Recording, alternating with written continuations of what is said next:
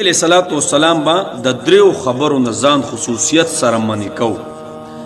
او د دریو خبرو نه خلق منی کړي دي یعنی دریو خبرو نه خلق ساتل دي هغه کم دي وای وری ښا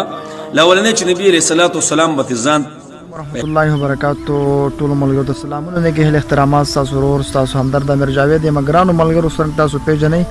مولانا اختر علي صاحب دامت برکاتو هم چې کوم نه په میډیا باندې ډېر وایرل دی او ماشاءالله ډېر ښکلي بیانات کوي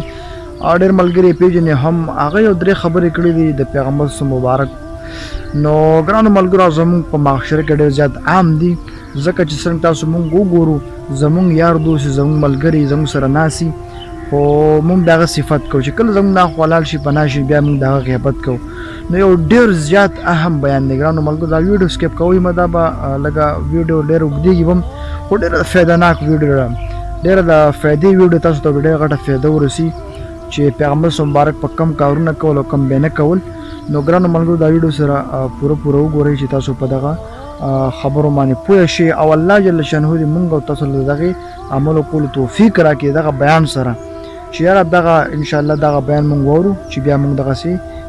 کار نه کوو نو ډېره مننه ملګرو دا بیان درسره واورئ لازمي ویډیو وګورئ الله هم خوشحاله او بازدار د الله په امان چې نبی علیہ الصلوۃ والسلام به ځان په اهتمام سره ساتو هغه ریا ده چې ریا نه به ځان ساتو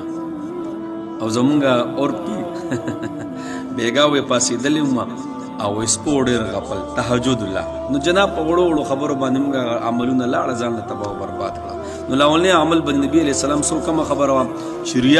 ریا نه به ځان ساتو ډېر په اهتمام دویم جی د ډېرو خبرو نه به ځان ساتو ډېرې خبرې کثرت سره بس خبرې اترې د دې نه به ځان ساتو او دریم جی بې فایدو خبرو نه به ځان ساتو چې اړو فایده یې نه د دې خبرو نه به ځان ساتو او د دریو خبرو نه به خلق ساتل یعنی په خپلو خبرو کې به درې قسمه خلق نه راوستل بیغي یو کمو جی د چا جی پیغور به چاله نه ورکو الله اکبر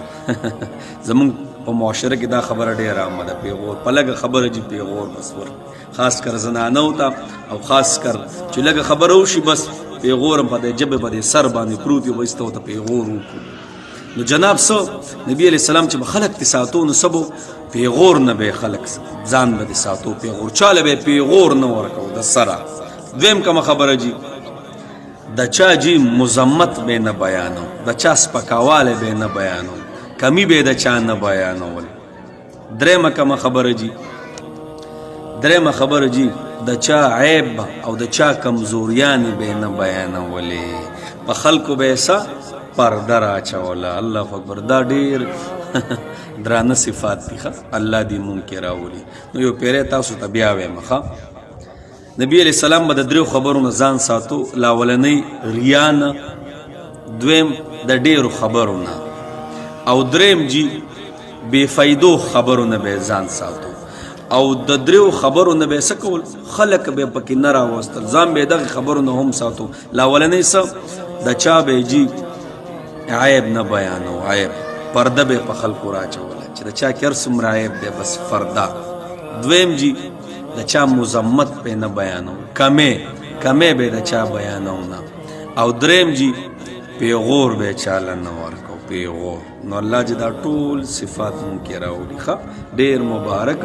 او ډېر درانه صفات دي اکو نارینه دي او کو زنانه دي الله دې مونږ کې راوړي